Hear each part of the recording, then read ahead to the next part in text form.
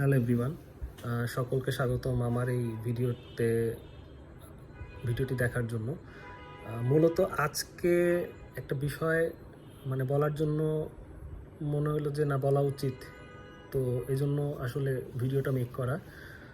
তো ভিডিওটা করতে চাচ্ছি এই কারণে যে আমার বর্তমানে আমি যে পেশাগত জীবনযাপন করতেছি, চাকরি বাকরি করে চলছি, তাও এটা শুরু হয়েছে 2016 সাল থেকে।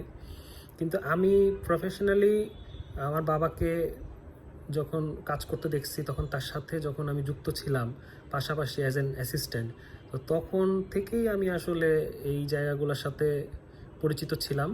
বাট প্র্যাকটিক্যালি আমি আসলে এটার সাথে মিক্স আপ হয়েছি 2016 সাল থেকে। তার আগের বিষয়ে কিছু কথা ছিল যেটা আমার বলা উচিত বলে আমি মনে করি। একটা পুরুষ মানুষের জীবনে স্ট্রাগলটা খুব কঠিন একটা বিষয়। সেটা হলো তার কাজ করতে হয় তার পরিবারের জন্য, তার সন্তানের জন্য, তার বাবা মার জন্য, তার ভাইয়ের জন্য, পরিবারের সবার জন্য। কিন্তু আসলে এই বিষয়টা যে কত চ্যালেঞ্জিং, সবাইকে ধরে রাখা, সকলকে ভালো রাখা এবং পাশাপাশি নিজেকেও ভালো রাখা। তো এই বিষয়টা আমি আসলে ফিল করা শুরু করছি যখন থেকে আমি বাবা হয়েছি।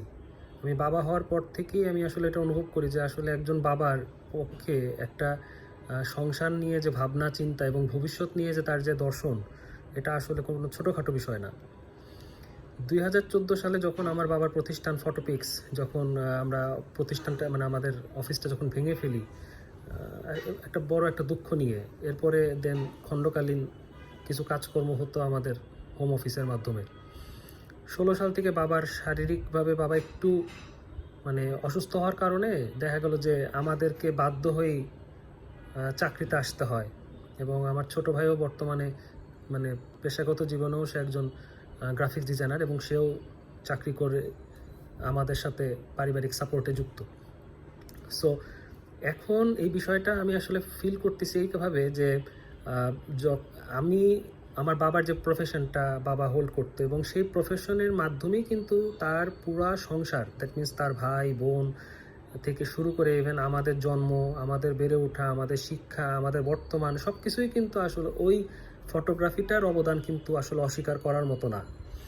হয়তোবা আমরা কেউ কোনো ক্ষেত্রে হয়তোবা নিজের উত্থানের জন্যই হোক আর পতনের জন্যই হোক, যেভাবেই হোক, হয়তোবা আমরা সেই জায়গাটাকে হয়তোবা মূল্যায়ন করি না বা ভাবি না।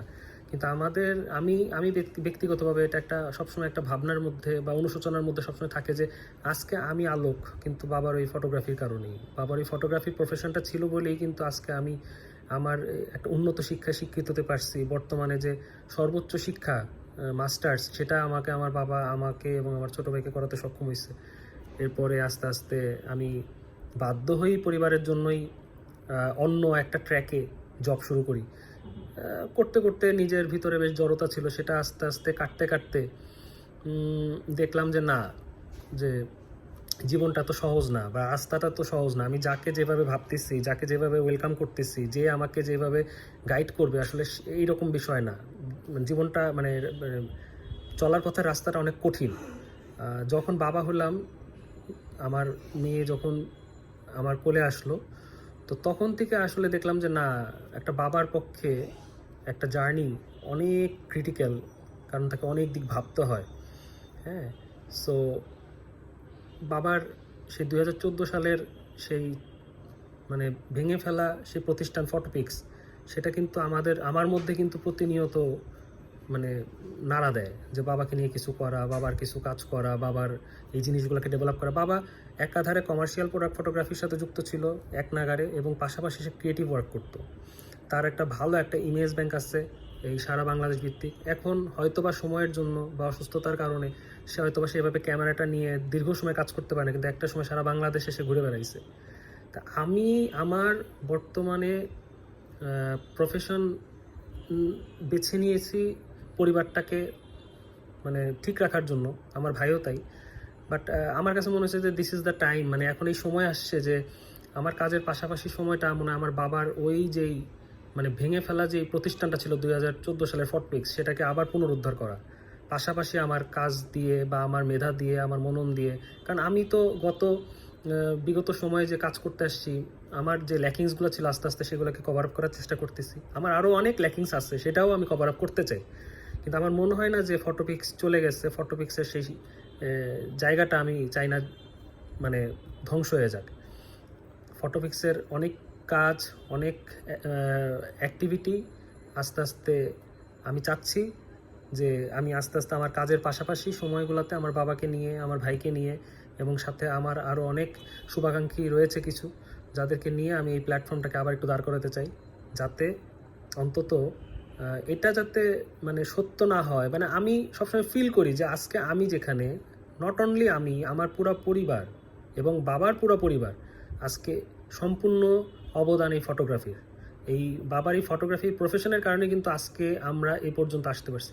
সেই গ্রেটফুলনেস থেকেই হোক, এবং পরবর্তী প্রজন্মের যে শিক্ষাটা, আজকে আমার মেয়ে যখন বড় হবে তারও তো কিছু জানতে হবে যে তার দাদার কাজ কি ছিল, সে কি করছে। আজকে আমি যদি সেই জায়গাগুলো ডেভেলপ না করি, তাহলে আমার মেয়ে, আমার ভাইয়ের পরবর্তী প্রজন্ম তারা কিন্তু জানবে না।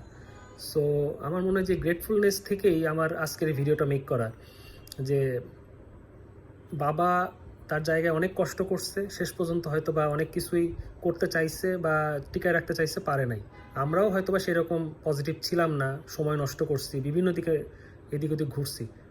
এখন আমার মনে হয় যে সিরিয়াসনেসটা নিয়ে এই প্ল্যাটফর্মটাকে আবার গুছাইতে হবে, এবং সাইড বাই সাইড এটাকে নিয়ে ভাবতে হবে, এবং এই জিনিসটাকে নিয়ে আস্তে আস্তে তাকে নিয়ে এই জিনিসগুলো ডেভেলপ করতে হবে।